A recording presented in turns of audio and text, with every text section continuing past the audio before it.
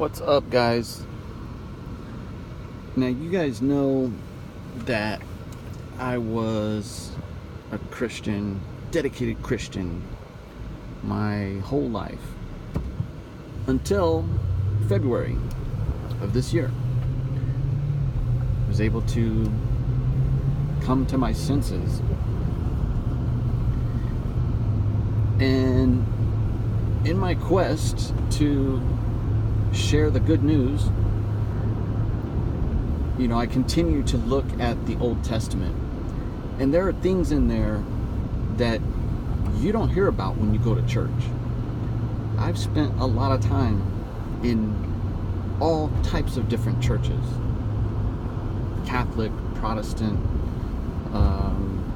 all the different branches, although I never went to the Mormon thing or the Jehovah's Witness thing, but I looked into what they believe. So back to this idea that the New Testament is completely invalid once the Old Testament is understood to be BS. So let's talk about some of these things. I remembered from all the time I spent reading this Bible that there were instances of talking about semen.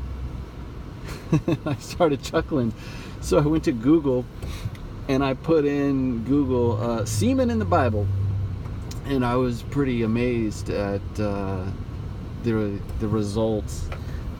It talks about when they're in their camp, before they had their big temple. This is in Deuteronomy 25, I believe, or somewhere around there. God, this is all from God, the almighty loving God is telling these people, supposedly, if you have a nocturnal emission of semen, you must go out of the camp and bathe in water, and then you can come back when the sun sets. And there's all kinds of other rules and regulations for when you have these emissions.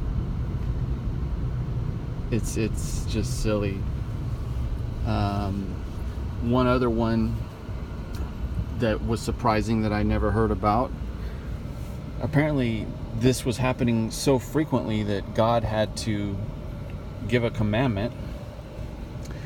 And it says,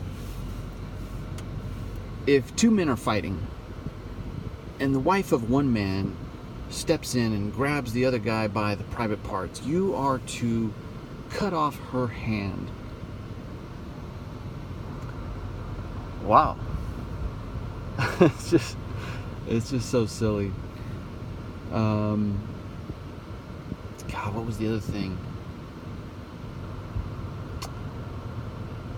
It was talking about if two brothers are living together and one dies, then that other brother is required to take her for a wife. But if he doesn't want to, then you go to the chief elders and they'll come and talk to him and try to convince him to marry her. And if they still won't, then if he still won't marry her, then here's what you do.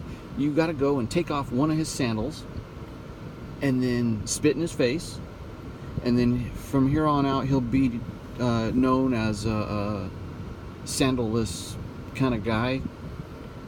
Yeah, God wanted him, I guess once you spit in his face and take his sandal, then it's cool now. He doesn't have to marry her and life can go on. But you got to spit in his face, right? This is the almighty God. It's his commandment of how to make things right and what to do. And so when I see people in the YouTube comments always talking about it's prophecy coming true, or the prophecy says this, or they'll give a Bible quote, I just cringe. All I can do, and then it's pointless. I can't help it sometimes but to comment and say something, but it's just like talking to a wall. Have a good day, guys.